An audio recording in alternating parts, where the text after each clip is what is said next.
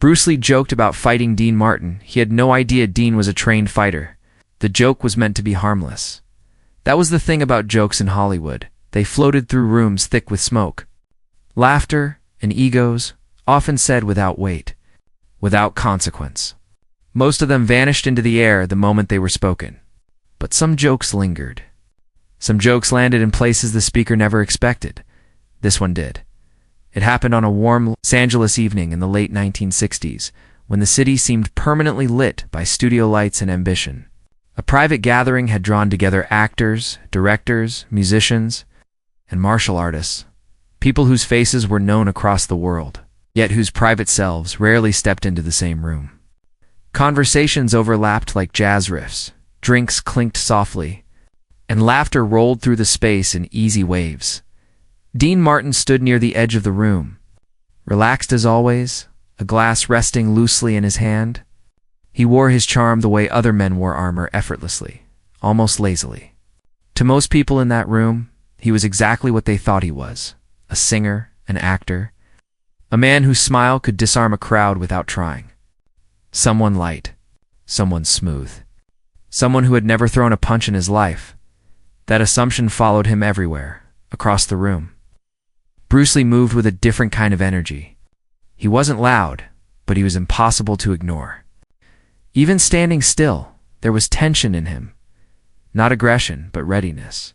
His posture carried discipline. His eyes carried focus. People watched him the way they watched a flame, quietly, carefully, with respect. When Bruce laughed, it was sharp and brief. When he spoke, people leaned in. At some point in the evening, the conversation drifted toward fighting, not real fighting, but the kind Hollywood loved to talk about. Film fights, stage combat, illusions of power. Someone joked about actors who looked tough, but wouldn't last 5 seconds in a real confrontation. Bruce smiled. Then he glanced toward Dean Martin. It was a passing moment. A flicker of amusement, a line delivered with humor, not malice. "Some fighters surprise you," Bruce said lightly, "and some singers."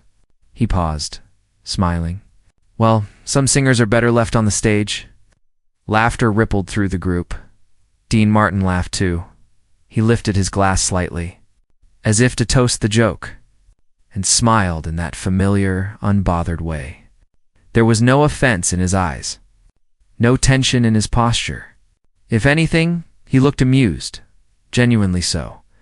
To anyone watching, it was nothing, just another joke. But inside Dean Martin, something shifted. Not anger, it's not pride, but memory. A different room, a different time, a different version of himself that very few people ever imagined existed. Long before the spotlight, before the sold-out shows and television specials, Dean had learned something that fame later buried beneath charm: how to endure pain quietly, how to control fear, how to keep his balance when everything around him threatened to knock him down. He didn't react because he didn't need to. Bruce Lee, for his part, didn't notice anything change. He had no reason to. In his world, strength was visible. It announced itself through muscle, speed, precision. If a man had those things, you could see it immediately. If he didn't, you could tell just as quickly. And Dean Martin, to Bruce's trained eye, looked like a man who had never needed to fight. That night ended the way Hollywood nights always did, with goodbyes, laughter, and the quiet sense that everyone had been part of something special. Even if they couldn't quite name what it was, but the joke didn't disappear. It followed Bruce home, replaying in his mind not because of Dean's reaction, but because of his lack of one. The way Dean hadn't stiffened, hadn't defended himself, hadn't tried to prove anything. That absence bothered him.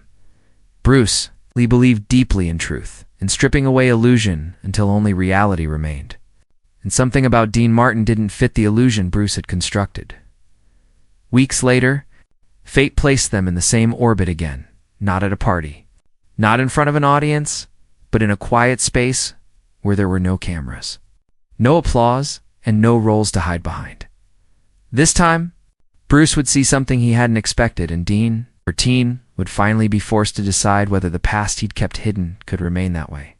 or whether silence had already done its work. The quiet weight of what was never said. Bruce Lee had learned long ago to trust patterns. Patterns in movement. Patterns in behavior. Patterns in people. They rarely lied. That was why Dean Martin stayed in his thoughts longer than Bruce expected. Weeks had passed since that gathering. Yet something about Dean's reaction, or rather, his lack of reaction, kept returning at odd moments. Bruce replayed the memory while stretching in the early mornings, while practicing alone, while teaching students who watched his every move as if it were sacred. Dean's smile hadn't been defensive. It hadn't been hollow either. It had been settled. That unsettled Bruce. Men who had never been tested usually reacted loudly when their strength was questioned. They laughed too hard. They made excuses. They leaned on reputation. Dean had done none of that. Bruce told himself it meant nothing. Hollywood was full of men skilled at hiding insecurity behind charm. Still, instinct pressed at him, quiet but persistent, like a finger tapping the same place again and again. Eventually, curiosity won. The opportunity came unexpectedly. In a modest studio space far removed from red carpets and orchestras, Bruce had been invited to consult on movement for a small production. When he arrived, he noticed Dean Martin already there, seated off to the side, speaking calmly with the director. No spotlight. No crowd. No performance. Dean looked different here. Not less confident, but stripped of spectacle. He listened more than he spoke. When he stood, it wasn't with flair, but with balance. His weight centered naturally, feet grounded as if the floor mattered. Bruce watched without meaning to. At one point, Dean caught him looking and smiled politely, the way strangers do when they sense attention but don't question it. Bruce nodded back. Something passed between them then, not words. But awareness later, during a break, the room thinned out. Conversations scattered. Dean stepped outside for air, and Bruce followed, telling himself it was coincidence, even as his instincts guided him. The night was quiet. Los Angeles hummed in the distance, but here there was space to breathe. "You move well," Bruce said casually, leaning against the wall. Dean chuckled softly. "I've had good teachers." Bruce studied him more openly now. "Most singers don't." Dean didn't answer immediately. He looked out into the darkness, as if weighing how much truth the moment could hold. "Most singers," he said finally, "aren't always just singers." There it was, not a boast, not a challenge. Just a statement. Bruce felt a subtle shift inside himself, the same sensation he felt when facing an unfamiliar style. When assumptions cracked and new information demanded attention, "You trained?" Bruce asked. Dean took a slow breath. "A long time ago." "Where?" "Places that didn't give certificates." Bruce smiled faintly. That answer carried weight, the kind that didn't need elaboration. Silence settled between them, not awkward, but deliberate. Bruce broke it. "People underestimate quiet men." Dean nodded. "And loud ones." They shared a brief smile, but the air had changed. The joke from weeks earlier hovered unspoken between them now, transformed from humor into something more serious. Bruce hesitated, then spoke with honesty. "I made a comment before, at that party, about fighters and singers." Dean waved it off gently. "I remember you didn't seem bothered." "I wasn't." "Why?" Dean turned to face him fully now. For the first time, Bruce saw something behind the smile. Not menace, not ego, but history. The kind carved by repetition and restraint. Because Dean said quietly, "The need to prove yourself usually means you haven't finished learning." It landed harder than Bruce expected. He had built his life on proving things to himself, to others, two systems that underestimated him. And here stood a man the world assumed was harmless. Speaking with the calm of someone who had already crossed those bridges, Bruce straightened. "Would you spar?" It wasn't a challenge. It was a question, careful, respectful. Dean didn't answer right away. "No audience," Bruce added. "No stories." Dean studied him for a long moment. Then he nodded once. "Not to win," Dean said. "Just to understand." They agreed on a time, a place, quiet, private, controlled. When they parted that night, Bruce felt something rare, uncertainty mixed with anticipation. He didn't know what he would find, only that the truth, whatever it was, would not match the story he had told himself. Dean Martin walked away with the same calm stride he always carried, but inside, old instincts stirred. Muscles remembered what minds tried to forget. The past, long buried beneath music and laughter, had been invited forward. Neither man spoke of it to anyone, but both knew. The next meeting would change how at least one of them understood strength. Where power finally reveals itself, the room was smaller than Bruce expected. No mirrors, no banners, no audience. Just a plain wooden floor, faintly worn from years of quiet use, and walls that had heard effort without applause. The kind of place where people came to learn, not to perform. Bruce arrived first. He always did. He moved through his warm-up with precision, breath measured, muscles loose but alert. This was familiar territory. In spaces like this, he felt at home. Here, truth surfaced quickly. Hey, there were no tricks that lasted long. Still, something felt different today. Bruce paused, listening. Footsteps approached, unhurried, unannounced. Dean Martin entered without ceremony, no jacket, no stage presence. Just simple clothing, sleeves rolled slightly, posture relaxed but aligned. He looked like a man stepping into a room he already understood. Bruce studied him carefully now, not as a celebrity, not as a singer, but as a body in space. The way Dean stood. The way his weight settled evenly, the way his eyes tracked without staring. There was economy in his movement. That was the first sign. You sure about this? Bruce asked quietly. Dean smiled faintly. I wouldn't be here if I wasn't. They stood facing each other, several feet apart. No handshake, no theatrics. Bruce spoke first. Slow, controlled. Always, Dean replied. They began without a signal. Bruce moved lightly, testing distance, watching for habits. He expected stiffness, hesitation, a delay between thought and motion. It never came. Ow. Dean shifted subtly, adjusting angle rather than retreating. His hands stayed low, relaxed, but alive. Bruce stepped in with a probing movement, not a strike, just pressure. Dean responded before Bruce completed the thought. Not fast, early. Bruce felt it immediately, that faint, unmistakable sensation of being read. He withdrew, eyes narrowing slightly. They circled. Bruce increased complexity, faint, layered with a change in rhythm.